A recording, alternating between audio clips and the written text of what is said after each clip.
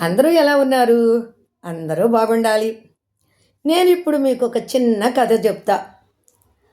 డేగతో పోరాడాలి అని ధైర్యం చేసే ఏకైక పక్షి కాకి.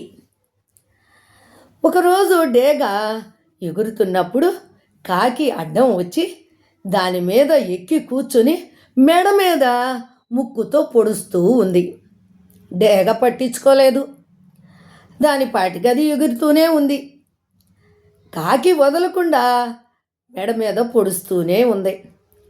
డేగ ఈ కాకి కోసం నేను నా శక్తిని, నా యొక్క సమయాన్ని ఎందుకు వృధా చేసుకోవటం అనేసి తన రెక్కలను విస్తరింపజేసుకుని పైకి పైకి పైకి ఎగురుతూనే ఉంటుంది.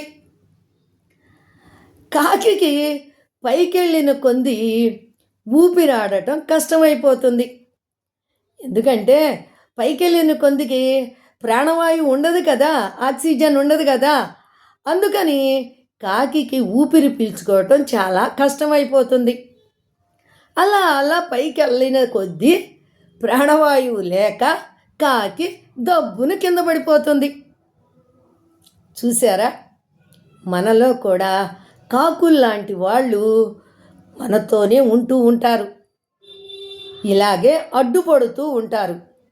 కానీ వాళ్ళను కూడా మన ఎత్తుకి తీసుకెళ్ళగలిగితే అప్పుడు వారు అర్థం చేసుకొని వారి యొక్క శక్తులు, యుక్తులు ఏవి పని చేయవని అర్థం చేసుకొని వారే పక్కకు తొలుగుతారు.